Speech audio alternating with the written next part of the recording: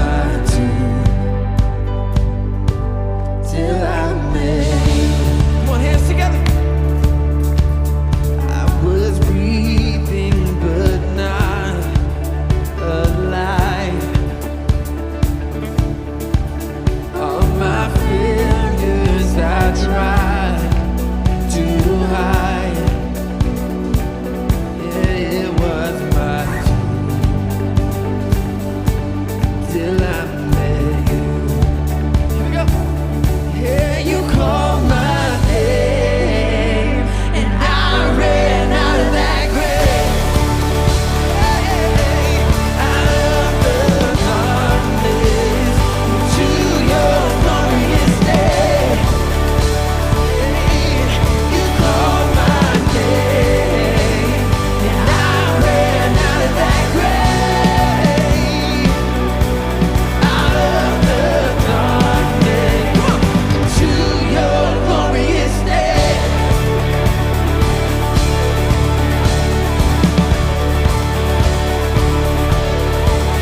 Now your mercy has saved my soul. Now your freedom is all that I know. The old made new, Jesus, when I met you. Oh, a day when you called my name. Come on, and I ran out of that grave. Out of the darkness to your glorious day.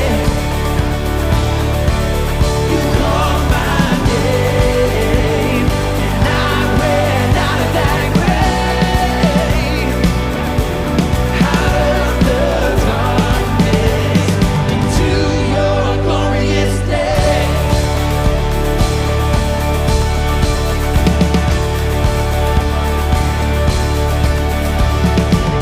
Come, everybody in the room, hands together.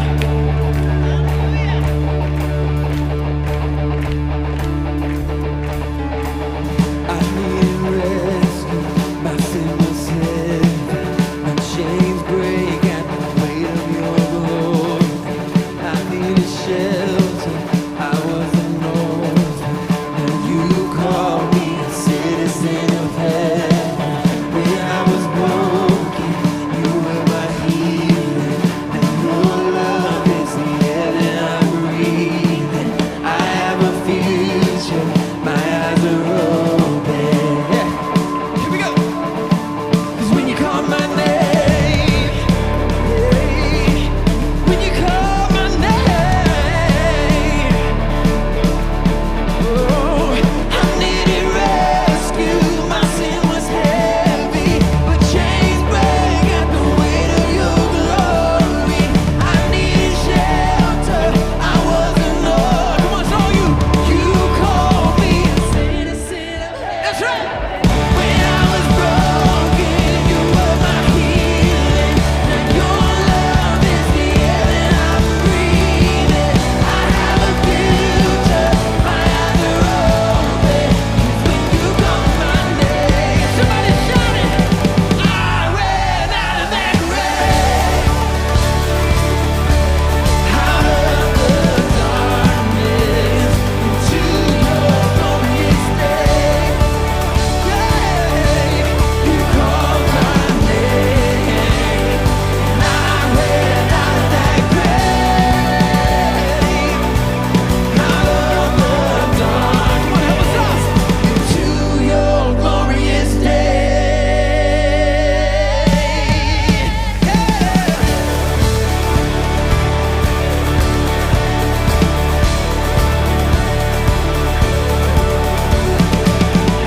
You call my name, I came running out of that grave.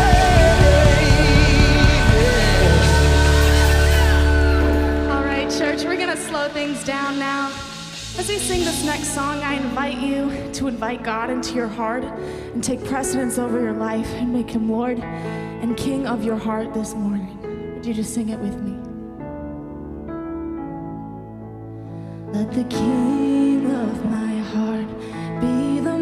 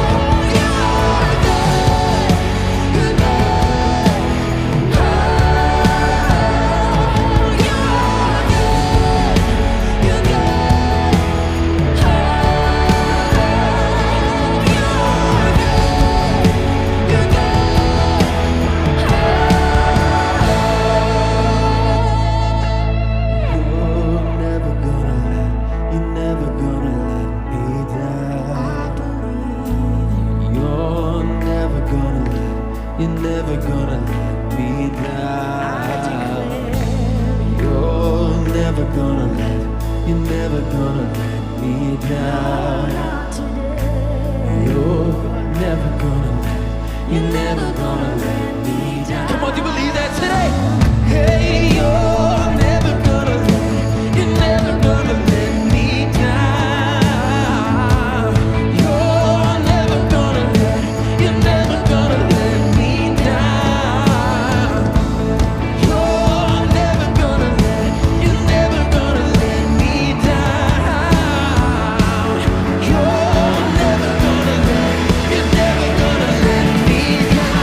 You are good. You're good. Oh, you are good. You're good. Oh, you are good.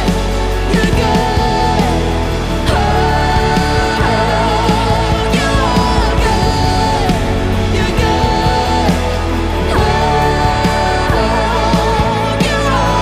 Oh, you are good. You're You're never gonna let me down. You're never gonna let me down.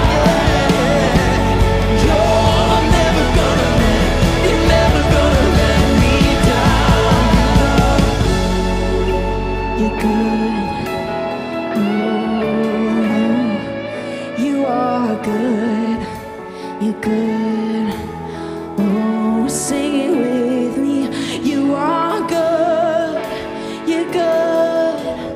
Oh, God, you are good, you're good. Oh, you're never gonna let me down. You're never gonna let me down. You're never gonna let me down. You're never gonna let me down. You're never gonna let me down.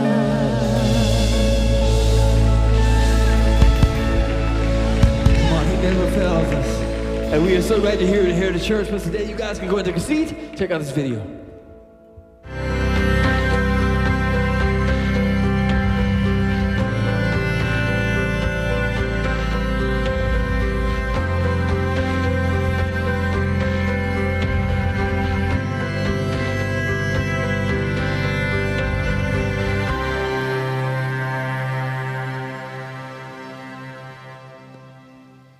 Well, I love that verse. There's no greater love than one who's laid down their life for their friend. I love that verse. I love this weekend. We got to make sure we take a moment this weekend to remember all those who have fallen for our freedom, right? It's because of them that we're able to be here. Absolutely.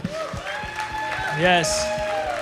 It's because of them that we're able to be here on a Sunday morning celebrating and worshiping together. And so thank you so much for all them. And let's just remember that this weekend as we go out throughout Memorial Day weekend. And well, I'm Chris, and we're so glad that you're here, whether you're watching online or you're here in person. You chose up to give up the yacht this weekend to be here. So thank you so much. We're so glad that you're here. And since you're here, we would love to have you fill out a connection card so we can keep you up to date with everything going on here at Heritage, whether it's serving opportunities, ministries, events coming up, one I'm going to tell you about here in the next couple minutes. But if you pull out your smartphone, you can capture the QR code on the back of the seat in front of you. You'll see that there. Or if you're watching online, there's a connection card button right there on your screen. And speaking about events, we have an incredible event coming up this summer. Heritage is taking over Jimmy John's Field. It's going to be amazing. Yeah, it's going to be July 23rd. This is a cannot miss, must attend event. You absolutely have to be there. Invite your family, your friends, your coworkers, invite everybody, because we're going to have the service right there on the baseball field. We're going to have games, music, giveaways, and so much more fun for the entire family. Also, that weekend, we are going to be celebrating celebrating baptism. So if you're somebody who wants to take the next step in your faith, you've trusted Jesus, you want to be baptized in front of your church community, what greater way to do it than on Jimmy John's baseball field? It's going to be so much fun. So if that's you want to sign up, go into heritagechurch.com/Jimmy John's. But either if you're coming to get baptized, make sure, or just to celebrate, make sure you mark your calendars for that day, July 23rd. Today you have arrived for week 1 of a brand new series that we're so excited about called I Am Third. So sit back and enjoy the rest of today's service. All right, listen, today we're introducing a new song called Fear Is Not My Future. And I think fear is something that we all deal with. This song has recently really spoken to me a lot. And, fear is something that's mentioned often in the Bible. It's actually mentioned 365 times where he says, fear not.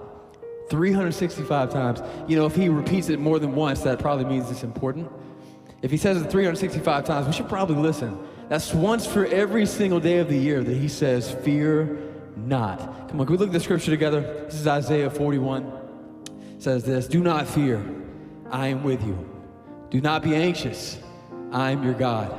I will strengthen you, I will help you, I will uphold you with my victorious right hand. And it continues on to say, for I, the Lord, your God, hold your right hand. It is I who say to you, fear not, I will help you. Somebody look at your neighbor and say, fear is not my future. Come on, say it loud to your other neighbor. Say, fear is not my future. Come on.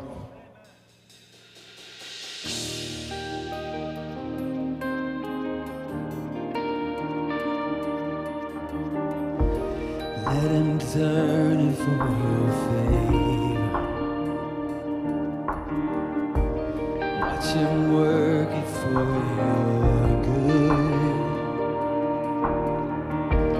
He's not done with what he started. He's not done until it's good. Hello peace, hello joy. Hello love, hello strength, hello hope, it's a new horizon. Hello peace, hello joy, hello love, hello strength, hello hope, it's a new horizon. Come on, can we stand together one more time today? If you're ready for a break,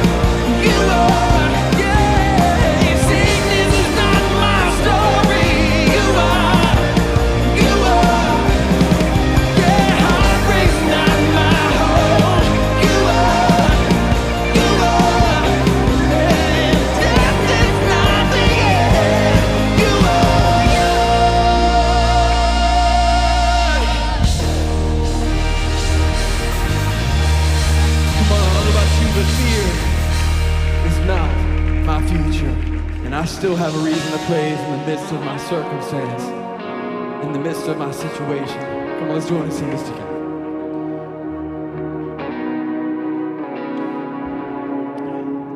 When I'm at my head, you just getting started. When I hit a wall, you just walk through. When I face a mountain, you are the maker, so it's gotta move. When I'm out of faith, you are still faithful.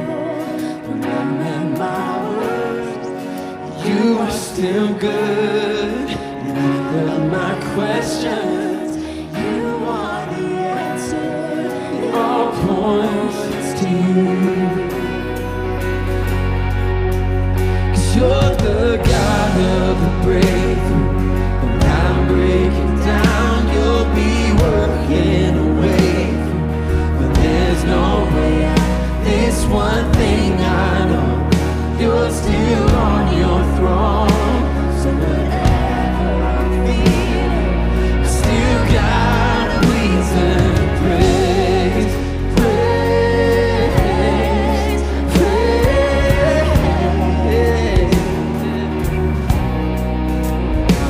Wounds, you write our story. Out of the cross comes rivers of grace. And out of that grave, it bursts a revival no tomb can contain. Whoa, 'cause you're the God of the breakthrough. When I'm breaking down, you'll be working a way through. There's no way out. This one thing I know, you're still on your throne. So whatever I'm feeling, I still got a reason to praise. Sing that out. Praise, praise. I still got a reason to praise, praise, praise. I said I still got a reason to praise. 'Cause when you come around dry bones, they come to life. Deserts to paradise, stones just start rolling away. Yeah, when you come around, my heart starts to beat again.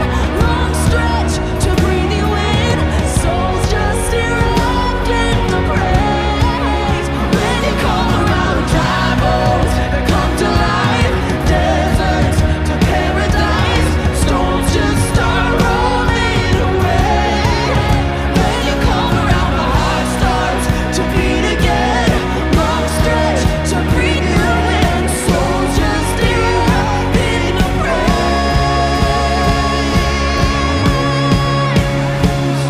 The God of the breakthrough. When I'm breaking down, you'll be working a way through. There's no way out. This one thing I know, you're still on your throne. So whatever I'm feeling, I still got a reason to praise, praise, praise.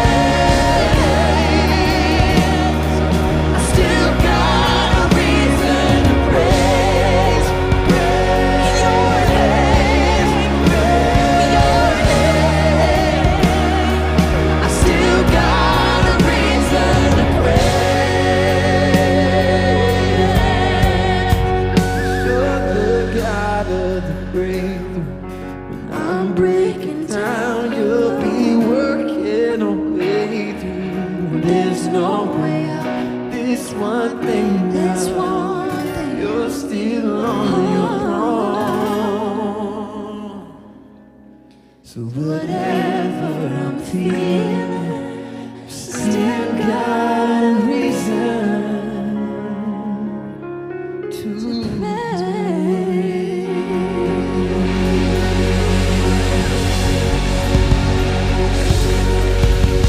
Hey, once again, thank you for being here with church. You guys can go and take a seat. Enjoy the rest of the service. You'll never believe what happened the other day. I was in the store grocery shopping, and my favorite crackers were on the top shelf. I'm climbing up these shelves, trying to grab them, can't get them. This very tall man walks over, so I think he's there to help me, but I guess not. Can you grab those for me, please? I'm sorry, I have a girlfriend. Are you serious? And his excuse was he had a girlfriend. First of all, I don't care. That's not what I asked. Second of all, if he does have a girlfriend, I actually feel sorry for her, because who acts like that in public? Wasn't that you in the Hobby Lobby parking lot that almost ran over that old lady?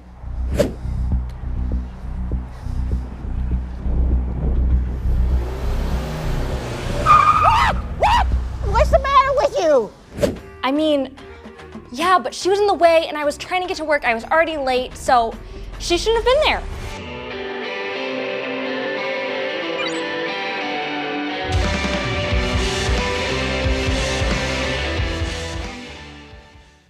You know, that video is only funny because it's so relatable. You know, those moments when you see somebody doing something foolish or stupid and then you're kind of called out for doing the same thing? That's what we're going to be talking about in this series called I Am Third. But first, I just want to introduce myself. My name is Kyle. I'm one of the pastors here. In fact, my role here is as connections pastor. So I have the privilege of overseeing our adult ministries. And really just my goal and our team's goal is to get people connected, plugged in, meeting other people, growing in their faith. And so some of the things we oversee are HC groups. We've got our classes like 101, 201, 301, all those. The baptism process. We've got those big events like Connect Night, Sisterhood, things like those. Those are all ways to get people connected and plugged in. And so if you're new to Heritage, I just want to welcome you here. And like we mentioned earlier with Chris, we just want to see people get plugged in, connected, growing in their faith, and meeting other people. And so hopefully you get a chance to fill out that connection card and do that today. But as we get into this series, this is week 1 of 3 of I Am Third. And I just want to ask you a question right off the bat. Have you ever been in a situation where you've walked into a room and realized that you were the most important person in that room? Anybody here been there where you're like, man, and some of you are like, that's me every day, right? You feel like every single day you're the most important person in every single room you're in. But the truth is, a bride can relate to that. I just did a wedding here a couple days ago, and the bride, as she walks down the aisle, what does everybody do? They stand up, like in awe of the bride. And there's the groom, he's standing at the front, and nobody cares about him, right? He's just arm candy for her. Like, that's pretty much how it is. In fact, if you are a guy and you're getting married this summer, I just want to prepare you. It's not about you. Get ready for it, okay? It's not about you. And so a bride knows what it looks like to be the center of attention, to be treated as special. Maybe you're somebody who's here and you are a business owner or CEO or a manager of people, and you know what it feels like to walk in a room and be the most important person, or to be special, or people to treat you as special. So maybe your team's meeting and you walk into and you're going to say, we're going to do this. And everybody takes notes and writes things down and say, yes, sir, we'll follow up with you later. And you kind of know that feeling. In fact, you've gotten used to it. Maybe even come to expect it in some ways, that people stop what they're doing and they treat you like you're something special.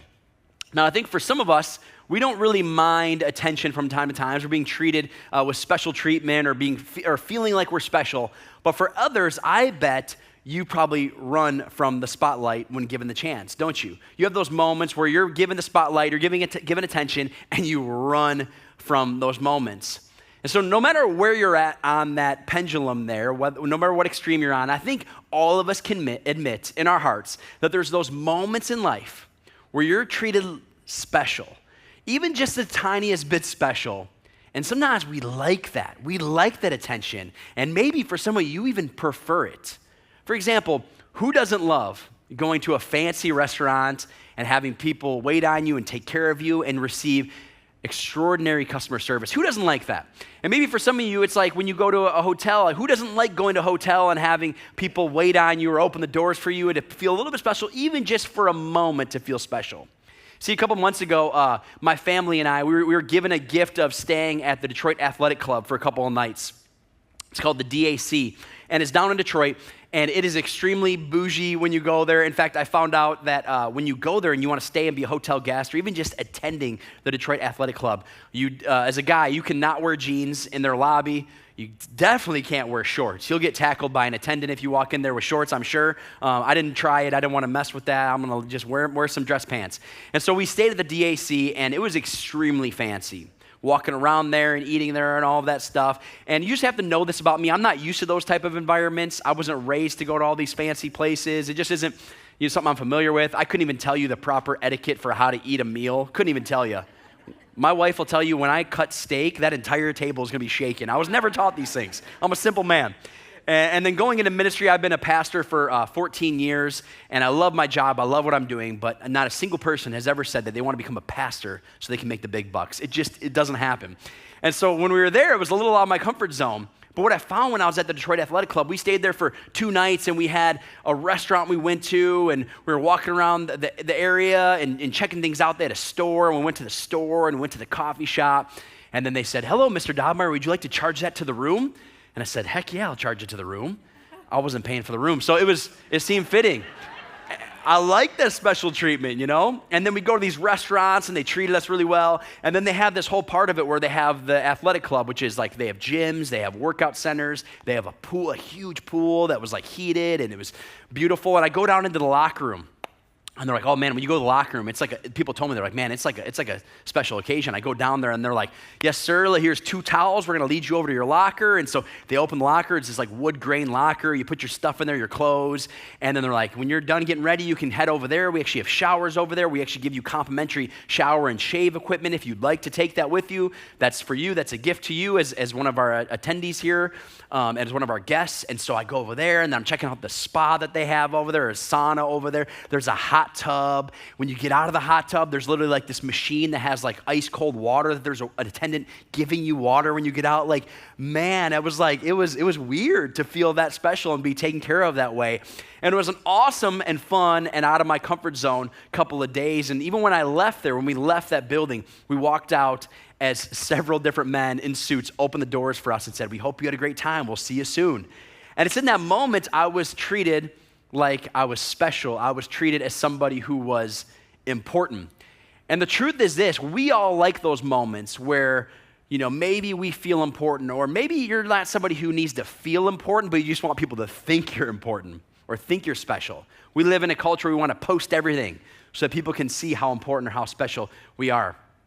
And I'm always surprised when I am reminded of the fact that Jesus, who walked this planet 2,000 years ago, every single room he walked into, he was the most important person in that room.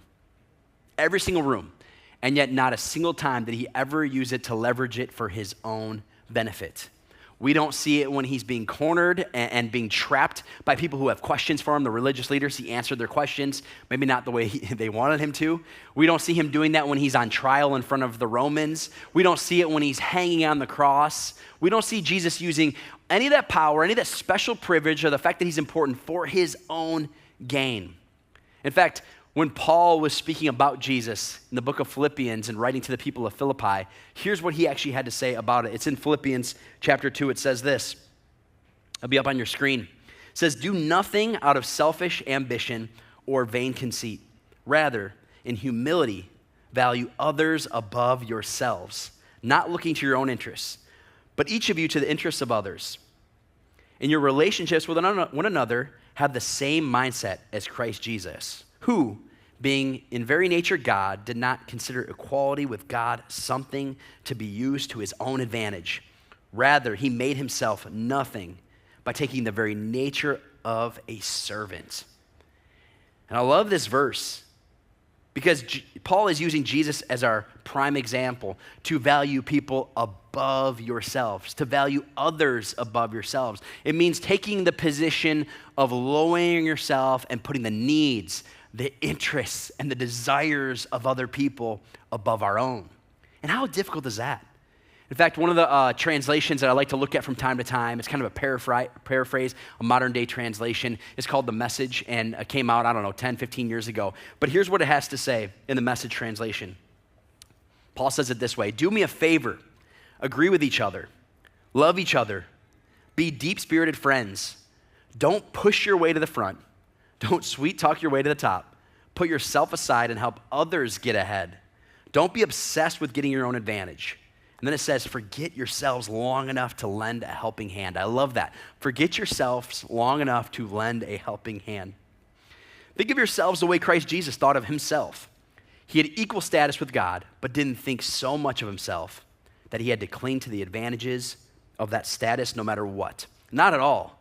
When the time came, he set aside the privileges of deity and took on the status of a slave and became human. Having become human, he stayed human. It was an incredibly humbling process. He didn't claim special privileges. Instead, he lived a selfless, obedient life and then died a selfless, obedient death. And the worst kind of death at that, a crucifixion.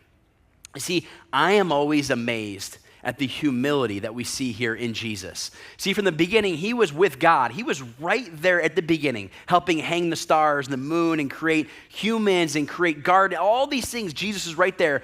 And then he takes this moment of being a servant and lowering himself to be like us. In fact, I remember there's this show that came out in 2010. It's called Undercover Boss. I don't know if anybody's ever seen that. It lasted about 8 seasons long. And basically the premise of the show is that the CEO, the boss, the top dog would actually spend an entire episode, and maybe it lasted a week or 2 weeks or whatever it was, where he would lower himself and he would go to the lowest point in the job. So maybe it was taking out garbage or serving people. And the whole point of the show was for him to experience what it felt like to be at this low point, to learn from them and understand and empathize with them, while at the same time allowing those who are struggling in those jobs to understand where he's coming from.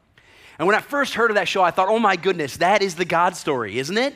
Isn't that the God story? The fact that he became the undercover boss and actually laid himself down and walked amongst us. And the crazy thing is this is the first time that we see a limitless God actually become limited.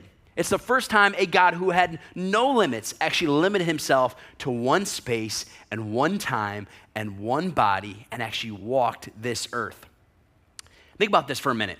Jesus was actually born a baby, and maybe you've known that. We celebrate that at Christmas. But you ever thought about the fact that Jesus actually had to learn to walk and he had to talk? If anybody's ever had a toddler, you understand the terrible twos. Jesus went through the terrible twos. You know, he had rules. He was reprimanded by his parents. He didn't sin, but he was fully God and yet at the same time fully man, which means he had all the same temptations and struggles that you and I have and yet never caved to them.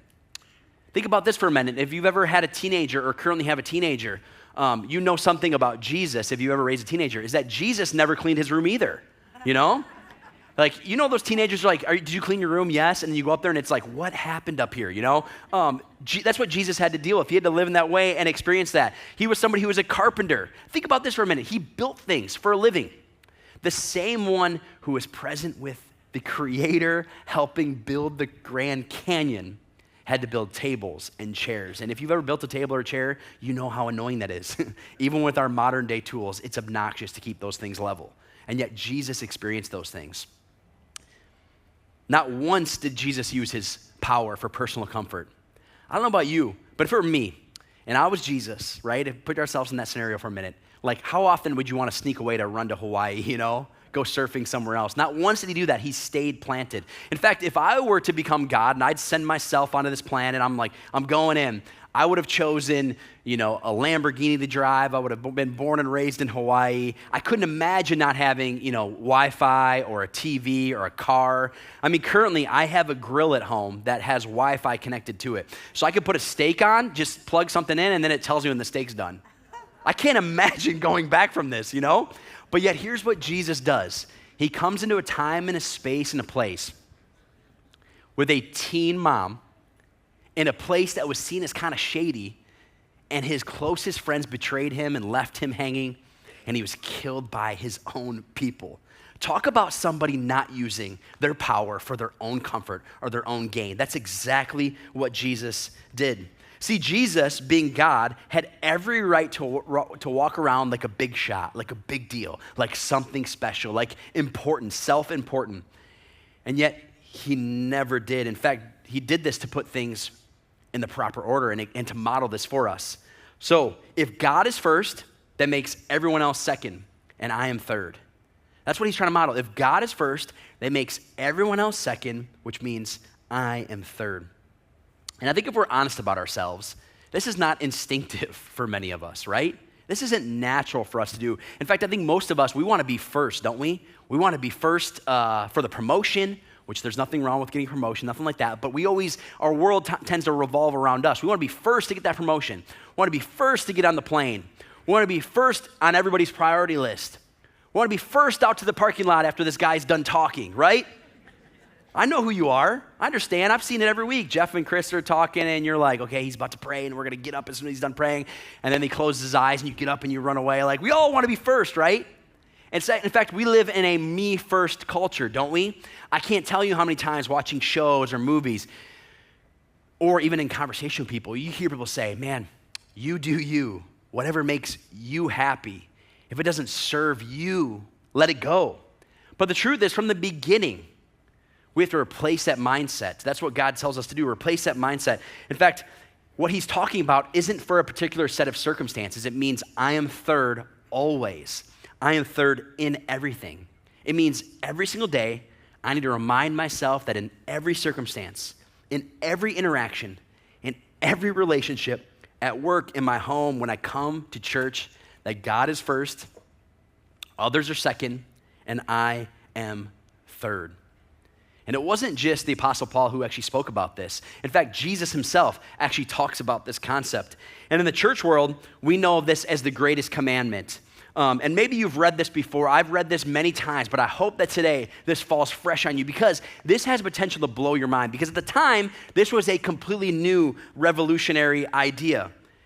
It's completely brand new. This is nothing like any other religious structure that they've ever experienced up until this point. And here's what Jesus had to say. It says in Matthew 22, hearing that Jesus had silenced the Sadducees, the Pharisees got together. One of them, an expert in the law, tested him with this question. It says, teacher, which is the greatest commandment in the law? I just want to point out how they try to corner him. So basically, they've already been trying to put him on the spot. They've been asking these questions. They want him to mess up. They want to throw him in jail. They want to see him killed. They want to end this guy. They want nothing to do with Jesus. He's a problem to them. And so they're trying to trap him. And so they bring together this question, and this is their moment of trapping him. They're like, what's the greatest commandment? And they're going to see what he's going to say. Because these religious leaders, they had spent their whole lives as experts in law studying all the commands and the law, 600 plus commands, 600 plus laws, and they're like, what's he gonna say here?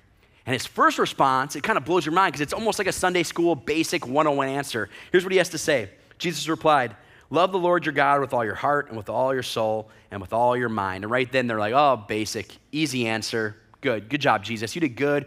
You're on the not the good list. You're good now, Jesus. But then he says something, it's a little bit challenging to them. He says, this is the first and greatest commandment, and the second is like it.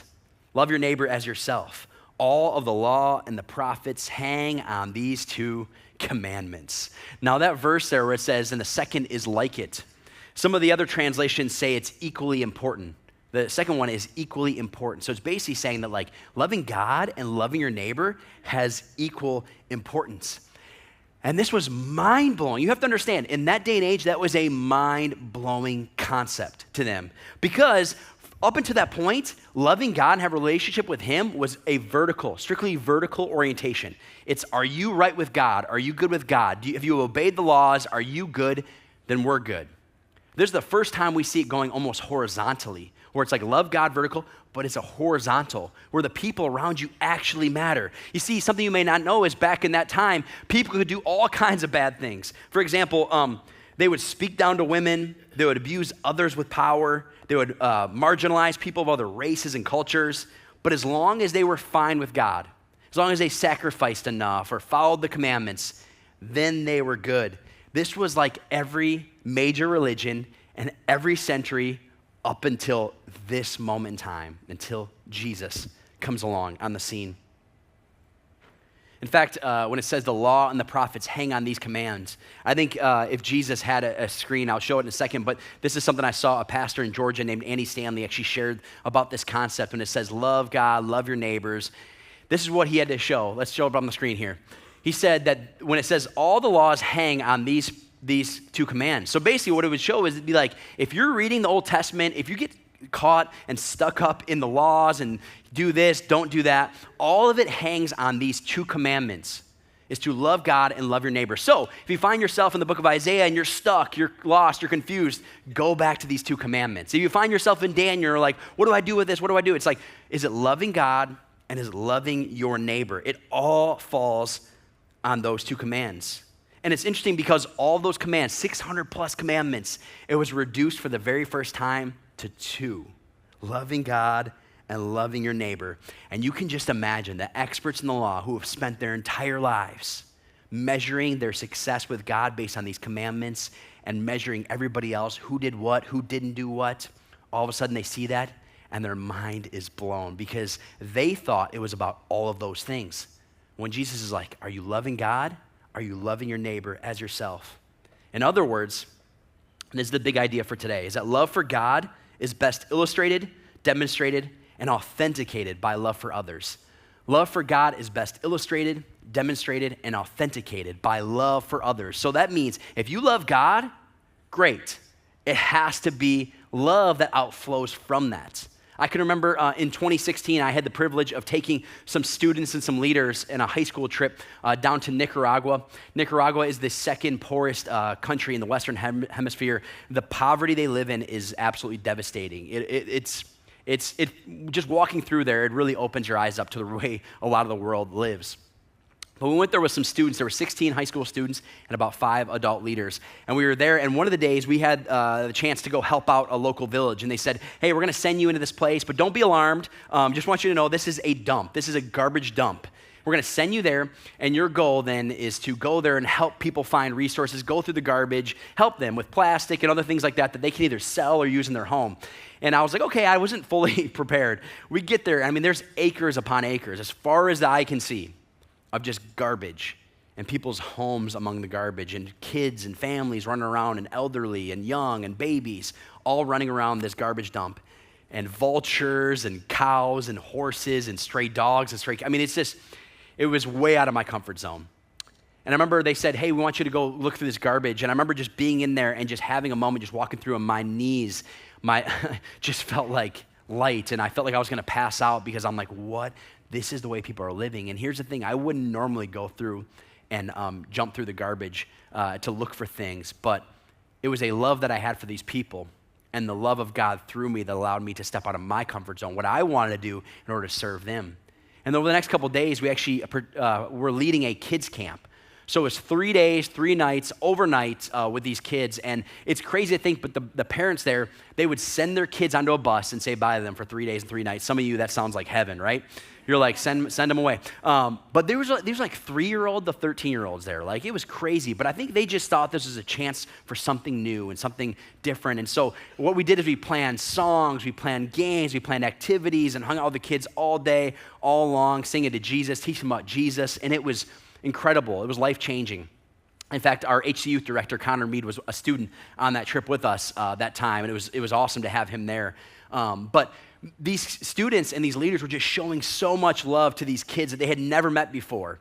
And we were singing with them, we're having fun with them, and we had to give this energy that we're not used to because of love. It was motivated by love. And it was so cool because the people, when they talked about us, they noticed there was something different about us. That no, Americans don't normally do this. It must be something different about you guys that makes you want to do this. They took notice of the fact that there was something different and we were motivated by love. And I want to just share something with you guys about that trip. See, we had teachers, we had nurses, we had business leaders all on that trip. But they said in their own way that it was more satisfying than any profitable quarter report they had ever delivered to a board of directors, any award they had ever won for teaching, any raise they had ever received, or honors and recognition. The only reason anyone would ever do that for those people is the love of God. And it's almost like God created it this way. He created a system in which so often we think it's about us. We're at the center of the universe. The world revolves around me. And he says, no, let's flip it around. It's God and others above you. God is first. Everyone else is tied for second. And me and you, third. I'm third in every single thing. And then Jesus when he's about to be crucified, he actually meets with his disciples. He does something completely revolutionary. He's about to meet with his disciples. He's about to be killed. He knows his time is coming.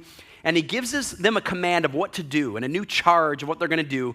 And this, for those people that first heard this was once again mind-blowing that the God of the universe would do something like this. And we have to take note of this. And I've read this verse. I'm not even kidding when I say I've read this verse probably 1,000 times in my life.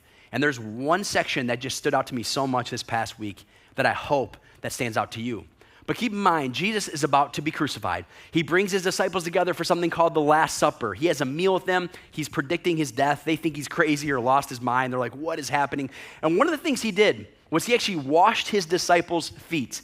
Now, for those of you who aren't familiar with that custom, because we don't do that in this day and age, it was something that they would do back then. But what would happen is if you invited a guest into your house, you would have one of your servants wash their feet. Not just any servant. It was the lowest of the low. You'd say, hey, wash their feet. When the guests come to my house, you're going to wash their feet. So it was something reserved for the lowest of the low because they had such dirty feet. And Jesus, in this final time with them, actually washes his disciples' feet. And here's what he says, because he's like, I'm going to say something to you that's going to change your mind. It's a new command. And you can imagine they're leaning in. They're like, what's the new command, Jesus? What's it going to be? They're taking notes. They're so ready because they don't even know what he's about to say next. And here's what he says. A new command I give you. Love one another. And I imagine they threw their pens down and they're like, for real, Jesus? That's not a new command. Love one another. You've been saying that for a while and you keep talking about it. I wish you'd change the subject, bro. And then he says, as I have loved you, so you must love one another. As I have loved you, so you must love one another. And that's the part when I read it this past week, it changed me. Because it's not just love each other, but it's as I have loved you. And for so long I thought about it, I was like, well, it means Jesus' death on the cross, which it does. But I think there's so much more to that we can apply to our lives today. When he says, as I have loved you, the people in that room, they were very close with Jesus. These were his friends. And I imagine when he said, as I have loved you, they instantly knew exactly what he was talking about. I can just imagine, and although this isn't written, I know I'm taking some liberties here, but I can just imagine they sat around that circle and he says, as I have loved you, so you must love one another. And he looked to his buddy Matthew. And he said, Matthew, do you remember what you were doing before you became a follower of me? Do you remember what you were doing? Oh, that's right, you were a tax collector. Remember how everybody hated you? You felt rejected. You felt like an outsider. You felt like an outcast. And remember when I first met you, Matthew, and I invited you to follow me? Remember what we did? We went to your house. We had a party. You invited all your friends. It was awesome. Remember how you used to feel like an outsider? And now you fit? You're like one of my crew? Think about that. That's how I've loved you, Matthew. And then he looked at a guy by the name of Nathaniel who was in his inner circle. And Nathaniel is the guy who famously, when he heard of Jesus, he said, what good can come from Nazareth? Which is, I think, how oftentimes we think of people. We're like, oh, that person really? Why did they deserve that? Whatever. What good can come from Nazareth? And he looks at Nathaniel. He says, hey, remember how you ridiculed my family? Remember how you took shots at my friends in my hometown and my village? Well, I want you to know, Nathaniel, I would never do that to you. I would never show that sort of prejudice to somebody else or to you. As I have loved you, so you must love one another. And they looked at Peter. Peter is one of his closest buddies. And he's like, Peter, you know how you always seem to say the wrong thing sometimes? You get a little bit excited and seem to mess up and screw up from time to time. I just want you to know, Peter, even though you've messed up, and to be honest with you, you're about to deny me 3 times. Today, on this day, you're going to deny me 3 times. I want you to know, Peter, I would never deny you. So as I have loved you, so you must love one another. And they knew it, and it blew their minds.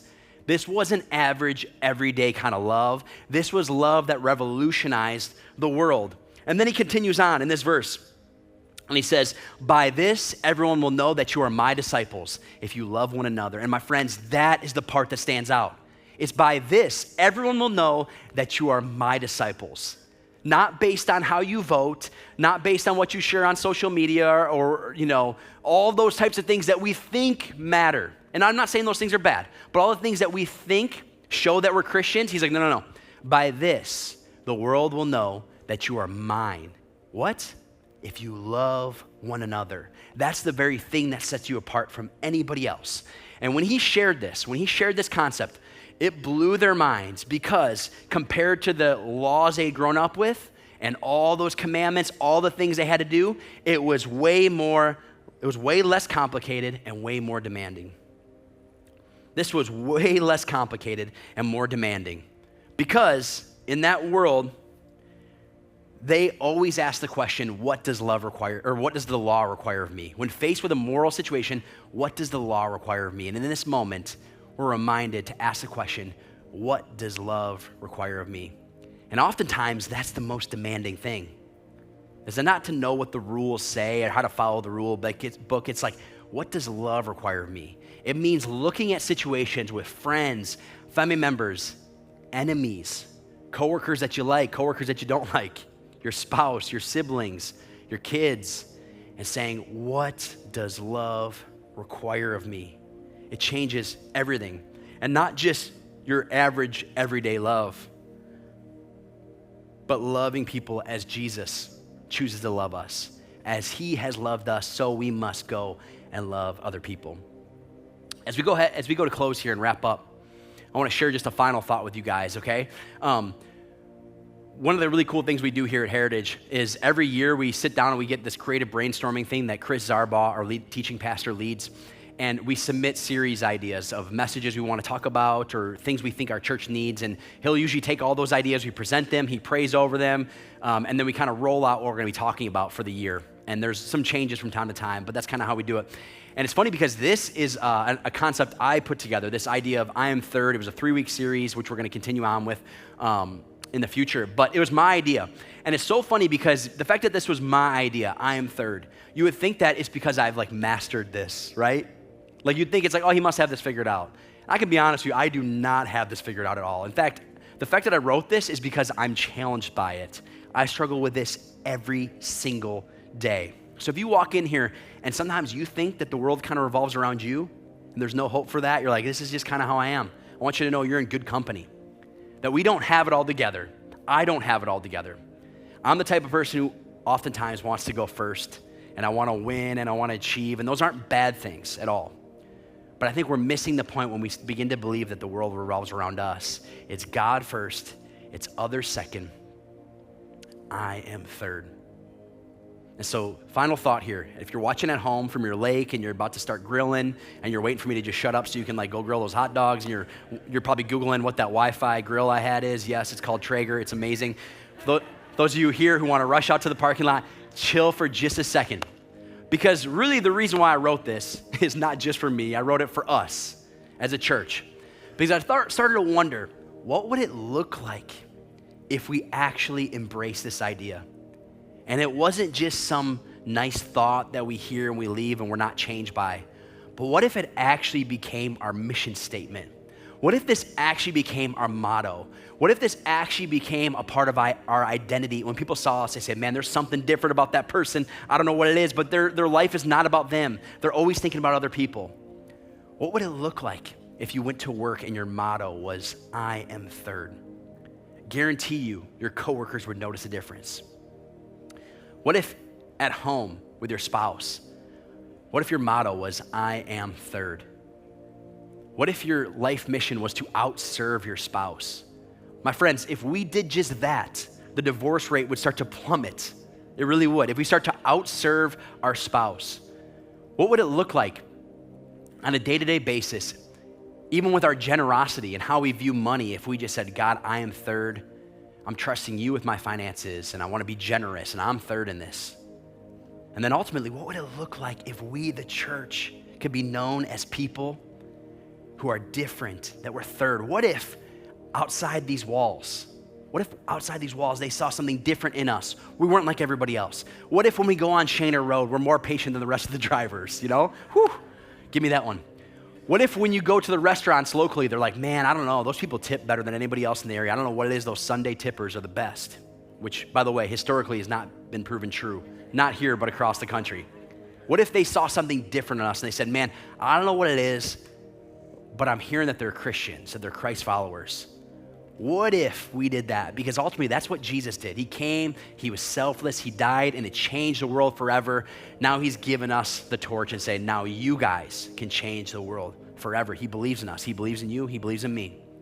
And his love for us is so vast and so deep and so wide that he was willing to pay it all. The fact that you're selfish, I'm selfish, we're self-seeking. He said, I'm going to die for you. And we come here today on this Memorial Day weekend. It's all about remembering those who have fallen for us and have given their lives for us. We have to pause for a moment and remember the one who initially gave their life for us. It was Jesus Christ. We didn't deserve it. We do things our own way, and yet he was willing to die for us. And maybe this is your first time hearing that. This is a new revolutionary idea. You are somebody who is loved so much that every time you miss the mark, every sin, every mistake you have in your life, Jesus paid it for you. There's no greater love than this, that a man would lay down his life for his friends, and that's what Jesus did for you and for me. So I'm going to ask you to close your eyes and bow your head, and we're going to pray this simple prayer. There's nothing magical about this prayer or these words. It's really about what God did for us. He did all the work. All you have to do is just trust him with our lives. Just pray this. Say, God, thank you for making me. Thank you for the fact that you sent your son Jesus onto this planet to come and to die, to live this perfect life, God. And even though I make mistakes, even though I miss the mark, even though I'm selfish and self-centered and self-seeking, God, I thank you for the fact that you laid down your life by sending your son Jesus onto this earth for me. And even though I make mistakes, God, I'm trusting that you sent your son to die for me, to rise again 3 days later. He's not dead. He's alive, God. And today I'm putting my trust and faith in him. God, I ask you to come into my life, change me and make me a new person. Help me to remember in every interaction I have that I am third. It's in your name we pray. Amen. Amazing concept that I am third. What a good reminder. And then also, maybe today's your first day that you thought, hey, I'm going to put Jesus first. I am third. And if that's the case, and you said, I'm going to trust Jesus today for the first time, we want to congratulate you. That is a life-changing decision. We also want to help you on your journey because you are not alone. You're part of a church family. And so you could text Trust Jesus, all one word, to 94,000. And we'll just make sure to get some resources in your hand that can be helpful on your next steps. Also at this time, we are going to continue worship by receiving our offering. And so there's a quick verse I want to read from Malachi, which is one of my favorite verses of the Old Testament. And it says, bring the whole tithe into the storehouse, that there may be food in my house. Test me in this, says the Lord Almighty, and see if I will not throw open the floodgates of heaven and pour out so much blessing that there will not be enough room enough to store it.